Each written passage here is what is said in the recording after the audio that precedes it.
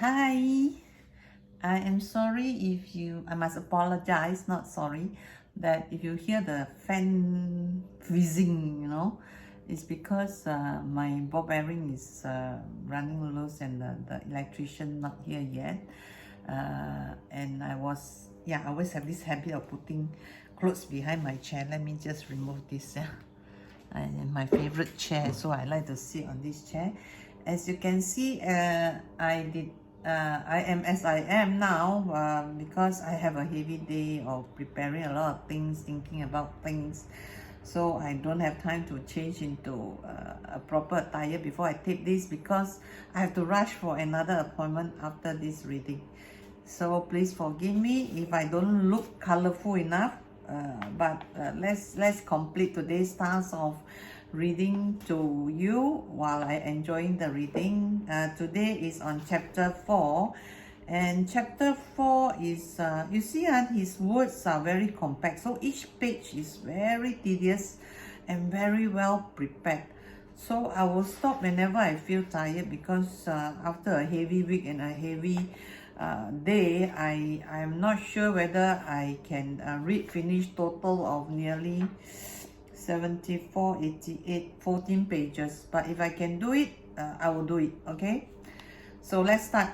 Chapter 4, breaking free from the past. Only a ghost wallows around in his past, explaining himself with self-descriptors based on a life lived through. You are what you choose today, not what you have chosen before. Yeah, now you think about it. You can more or less plan for your future, but how often is it the same as what you plan? Of course, some people are lucky enough to have it the way they want it, but sadly enough, a lot of people are disappointed. So when you are disappointed, then you lose a lot of things at the present, when you have this type of things lurking behind you. So plan with what you have, and then let things take its let it make the way it is. I don't know how you explain that, but things can only be better, not worse. So look at every situation, think of every situation as a good beginning instead of a sad ending. Okay, who are you? How do you describe yourself? This is the question that I often ask myself nowadays, because I moved through the rank, and a lot of things I know, but I'm not certified, because at that time there is no certifications qualified enough to take me on. So now that they are qualified, I already reached an age where I like to enjoy my life and do what I like, perform a good job, then lead a good team, but sadly, with the pandemic, I won't say sadly, I think it's blessing that the pandemic came in, and then I start asking this question, how do you describe yourself? Okay, to answer these two questions, you will very likely have to refer to your own history, to a past that has been lived through, but to which you are undoubtedly tied, and from which you find it difficult to escape. What are your self-descriptors? Are they neat little labels that you have accumulated over a lifetime? Do you have a drawer full of self-definitions which you use as a regular basis? They might include texts as I'm nervous, I'm shy, I'm lazy, I'm not musical, I'm clumsy, I'm forgetful, and a whole catalog of additional I'ms that you use. You probably have many positive I'm as I'm loving, I'm good at bridge, I'm sweet as well.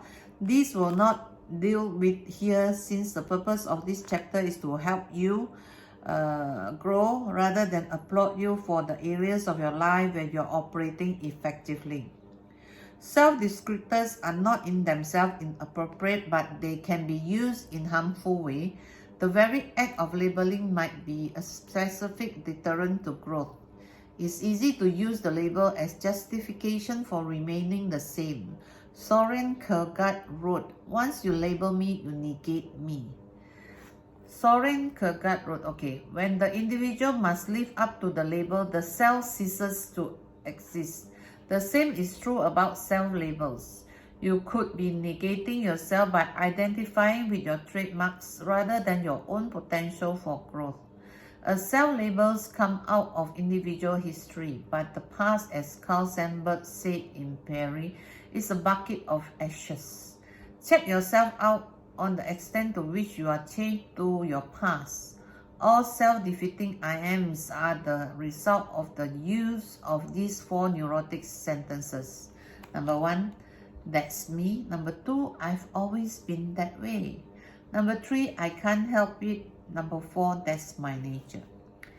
There they are in one little package. The connectors that keep you from growing, changing, and making your life from this instant on, which is all the life you have, new, exciting, and hip with present moment fulfillment. I know of a grandma who, each Sunday when she has the time over for dinner, decides exactly how much each person will eat by deliberately portioning out plates to her own specification. She gives each person 2 slices of meat, a spoonful of peas, a clump of potatoes, and on and on. And when asked, why do you do that? She responds with, oh, I have always been that way. Why? Because that's just the way I am. Grandma's rationale for her behavior is her own label, which comes from a past of always having behaved in that manner. Some people will actually use all 4 sentences in one shot when confronted with their behavior. You might ask someone why he always gets upset when the subject of accidents arises, and he's likely to respond, oh, that's me. I've always been that way. I really can't help it. It's just my nature. Do you think so? What's your take on this? What will you say if something like that happened? My glasses keep dropping, so you can shish that. View all 4 at once, and each being used as an explanation for why he never been different and never even considered changing. Your IAMs, which describe self-cancelling behavior, can be traced to something that you have learned in the past. And every time you use one of these 4 sentences, you are really saying, and I intend to continue being the way I've always been. You can begin to unknot the ropes that link you to your past and eliminate the fruitless sentences which are spoken to keep you just as you've always been. Here is a typical list of IAMs that you may include in your own self-portrait. I'm shy, lazy, timid, afraid, clumsy, anxious, forgetful, non-mechanical, poor at mathematics, a loner, frigid. I'm a lousy cook, poor speller, tired easily, sickly, gorged, accident-prone, short-fused, hostile, solemn, apathetic, bored. I'm fat. I'm fat is one thing I always say, but I'm slimming down because I need to, not because people say I'm fat or I say I'm fat, because of health. No musical, not athletic, sloppy, stubborn, immature, meticulous, careless, vindictive, irresponsible, nervous. You are probably in there several times, or perhaps you are conjuring up your own list. The point is not what labels you choose, but that you choose to label yourself at all. So true. If you are genuinely satisfied with any of these I am, then let them be. But if you can admit to any of these or others I am is getting your way at times, it's time to make some changes. Let's begin with an understanding of the origin of the I ams. People want to label you, to pigeonhole you into a neat little categories. It's easier to say that way. D.H. Lawrence saw the folly of the labeling process in his poem, What is He? Okay, this is the poem. This book, Your Erroneous Zone, the author, Wayne W. Dyer, likes poem. This is I think the second poem that he is quoting in his book. What is he? A man? Of course. Yes, but what does he do? He lives and is a man. Oh, quite, but he must work. He must have a job of some sort. Why? Because obviously he's not one of the leisure classes. I don't know. He has lot of leisure and he makes quite beautiful chairs. There you are then. He's a cabinet maker. No. Anyway, how a carpenter and joiner? Not at all. But you said so. What did I say? That he made chairs and was a joiner and carpenter. I said he made chairs, but I did not say he was a carpenter. Alright then, he's just an amateur. Perhaps, will you say a trust was a professional flutist or just an amateur? I'll say it's just a bird.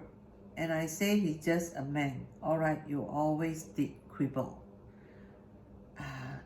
I'm not sure, is it a poem or it's just a statement? But here they put it as poem, so I guess it's a poem.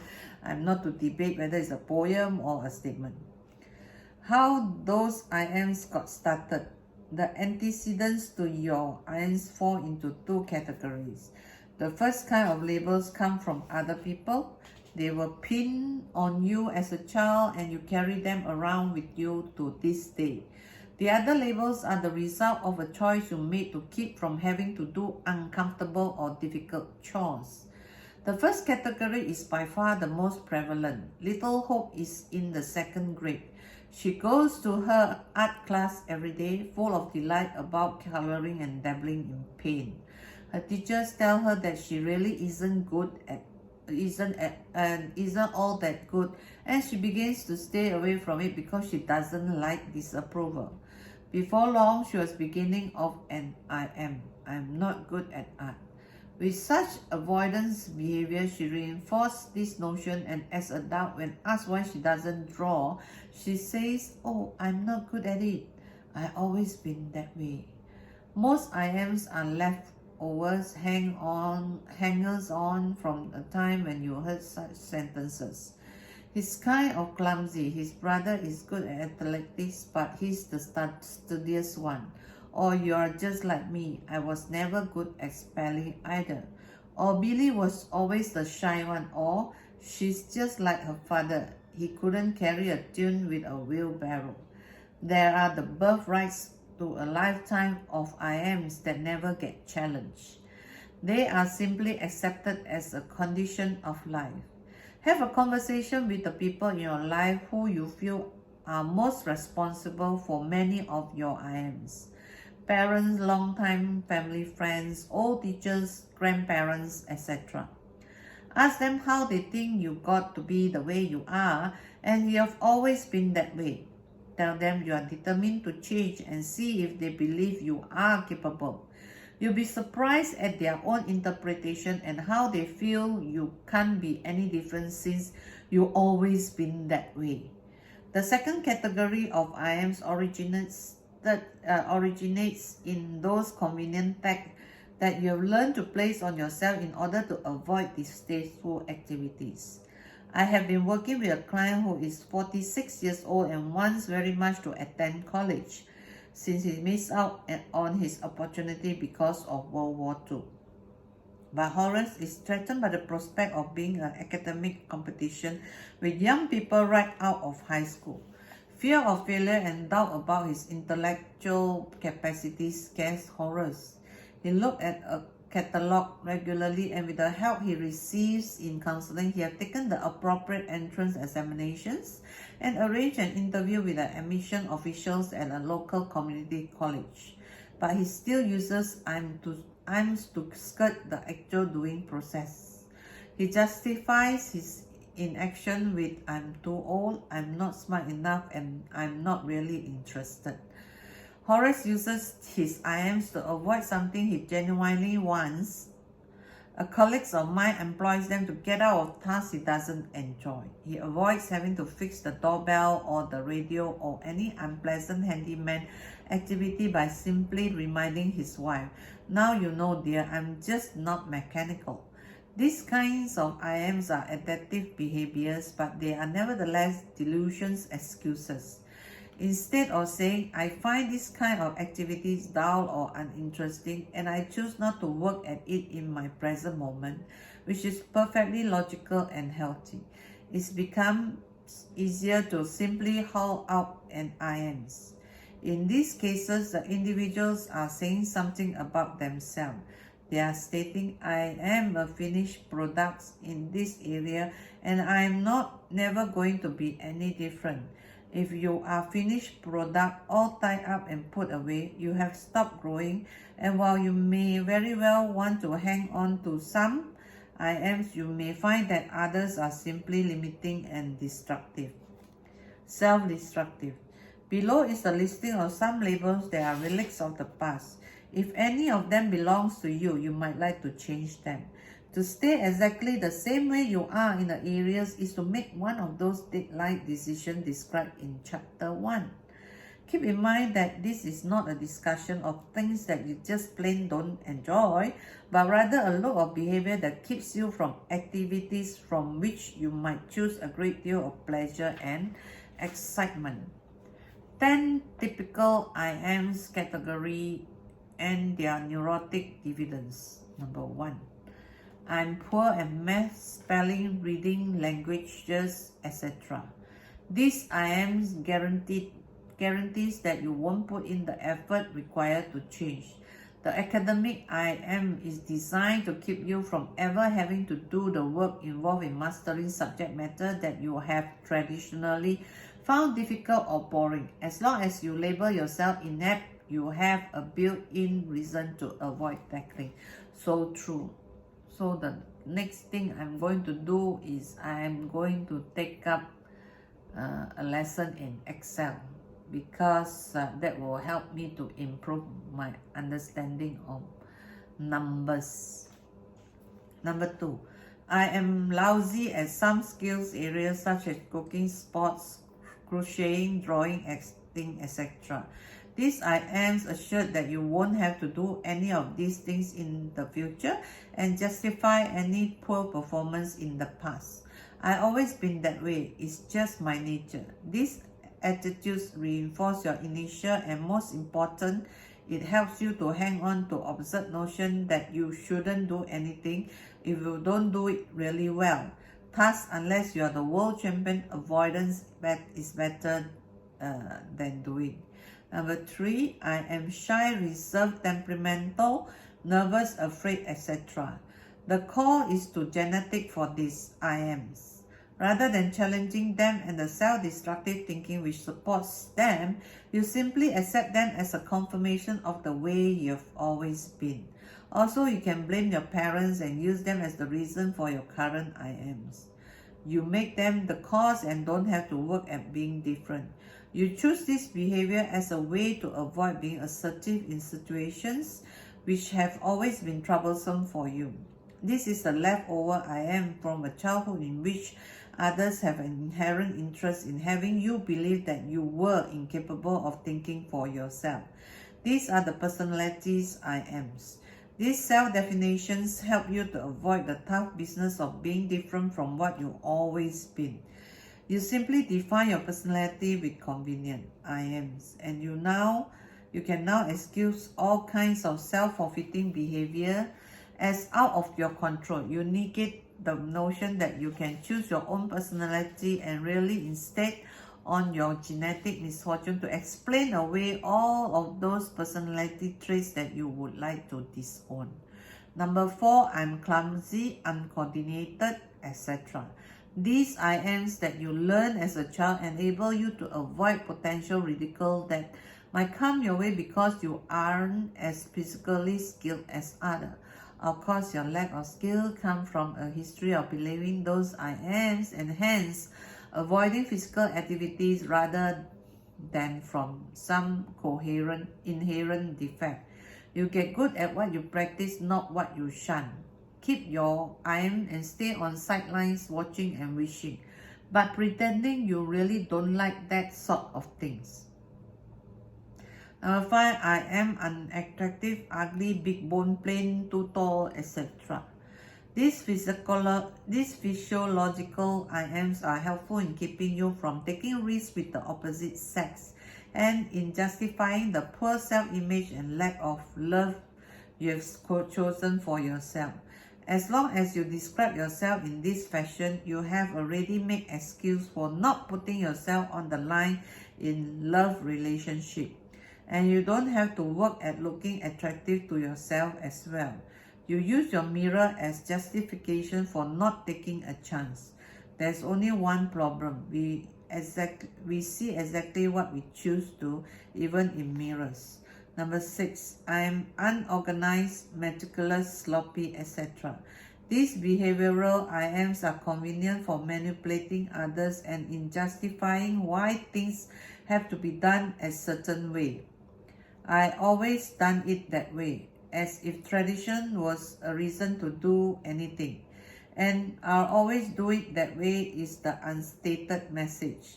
By relying upon the way you have always done it, you don't ever have to entertain the risk notion of doing it differently, and you can simultaneously ensure that everyone around you will do it your way as well. This is the I am that calls upon policy as a substitute for thinking. Number 7, I am forgetful, careless, irresponsible, apathetic, etc. These kinds of I ams are especially useful to you when you want to vindicate yourself from some ineffective behavior. And I ams keeps you from ever going to work on your memory or your carelessness, and you simply excuse yourself with your neat little "that's me." As long as you can haul out this I am when you behave in any of the way described above, you will never have to work at changing. Just go on forgetting and reminding yourself that you can't really help it and you will always be forgetful. Number 8, I'm Italian, German, Jewish, Irish, Black, Chinese, etc. These are your ethnic I ams, and they work very well when you run out of other reasons to explain some behaviors that you have which don't work for you but are just too damn difficult to tackle. Whenever you feel yourself behaving in stereotypical ways associated with your subculture, you simply trot out your ethnic I am as a justification. I once asked the Matradi why he seemed so excitable and reacted to the slightest problem with outrageous outbursts, the drama queen type. He responded, "What do you expect of me? I'm Italian. I can't help it." Actually, it's nonsense, right? Number 9, I'm bossy, pushy, authoritarian, etc. Here I am can allow you to continue hostile acts rather than work at developing self-discipline. You varnish the behavior with "I can't help it, I've always been that way." Number 10, I'm old, middle-aged, tired, etc. With this I am, you can use your age as a reason for not participating in what you might be risky or threatening activities. Whenever you find yourself faced with activities such as a sport event, dating after a divorce or death of a spouse, traveling or the like, you can just say, "I'm too old," and you will have eliminated any attendant risks that go with trying anything new and growing producing. The implication of age I am is that you are absolutely finished in this area, and since you will always get older, you are finished growing and experiencing anything new. The I am circle. The reward for hanging on to your past by trotting out your I ams can be neatly summed up in the one word: avoidance. Whenever you want to dodge a certain kind of activity or to gloss over a personality defect, you can always justify yourself with an I am. In fact, after you use these labels enough, you begin to believe them yourself, and at present moment you are a finished product destined to remain as you are for the rest of your days. Labels enable you to avoid the hard work and the risk of trying to change. They perpetuate the behavior which has given rise to them. Thus, if a young man goes to a party with the belief that he is shy, he will behave as if he is shy, and his behavior will further support his self-image. It's a vicious cycle. There you are. There you have it. Rather than intervene between point 3 and 4 on the circle, he simply exonerates his behavior with an I am, and the attendant risk-taking that is necessary to get out of his trap is adroitly avoided. There may be many reasons for the young man's shyness. Okay, he was talking about this one. So if you can pause it and draw it out yourself, but I will advise that you buy his book. Okay, go and find his book and buy. It's a very good book. I don't get commission for promoting it, but then I feel that since I'm sharing, then it's only fair that you buy from them. Okay, there may be many reasons for young man's shyness, some of which probably go back to his childhood. Whenever the reason for his fear, he has decided not to go to work on his social wariness, but to explain it away with simple I am. His fear of failing is strong enough to prevent him from trying. Were he to believe in the present moment and his ability to make a choice, his sentence would change from I'm shy to up until now I behave in a shy manner. The vicious cycle of shyness can be applied to virtually all the I ams that are self-diminishing. Consider the cycle of a student who believes he's poor in maths as he tackles his algebra homework. Okay, I noticed that if I read on, it's going to be very tough for you to understand, because page 84 is talking about another formula. So you buy his book, or you see how you're going to get the information, okay? Because it's difficult to read to you if you don't have this information. So I'll continue with the next chapter, which is some strategy for freeing yourself from past and eliminating your vexing I ams. Leaving the past behind involves taking risks. You have become accustomed to your self-definition. In many cases, they function as a support system in your daily life. Some specific strategies for eliminating those I ams include eliminating I am whenever you can. Substitute with such sentences as until today I choose to be that way, or I used to label myself. I think I will use I used to label myself, because when I was reading it that time, I was saying, hey, I used to say this. So it's something like I used to label myself. It sounds more pleasing to listen. Announce, to me it's up to you. Announce to those who are close to you that you are going to work at eliminating some of your I ams. Decide which are the most important to eliminate and ask them to remind you whenever you haul them out. This I spoke to my coach, so she knows what I'm doing. Set behavioral goal to act differently that you will ever done before. For example, if you consider yourself shy, introduce yourself to one person who might otherwise have avoided. I am labeling myself fat, so I have committed to learn Muay Thai. Let's see how thin and slim I'm going to be. I'm not afraid of it, but I've been procrastinating.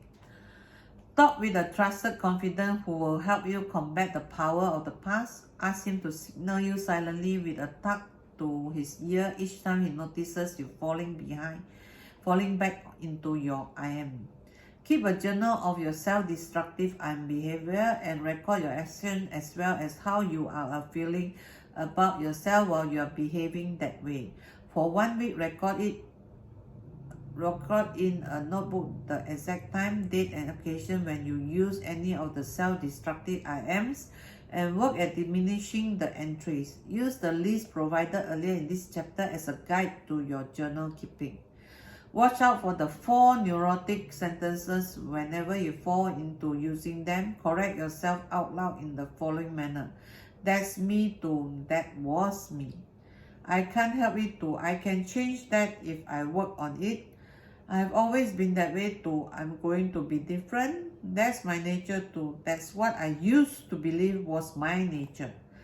Try to work each day on eliminating one I'm just for that day. If you use I'm forgetful as a self-descriptor, devote Monday to working specifically at being aware of this tendency and see if you alter one or two forgetful behavior.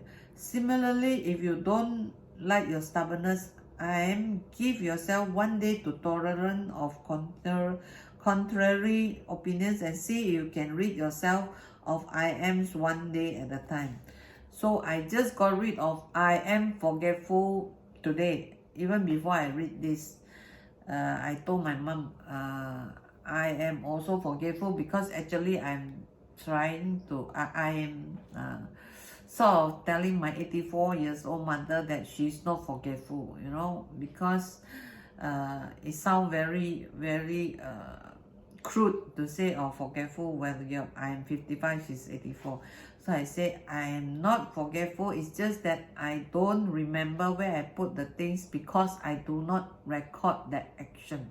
So it's not forgetful, it's just that I do not record that action. So from now on, whenever I take something, I put it back and record. Okay, I put it back in my mind. I mean, mentally I record it. So make it my habit to record, then I will not forget where I put my things, not because I'm forgetful. So this is one point that I have done.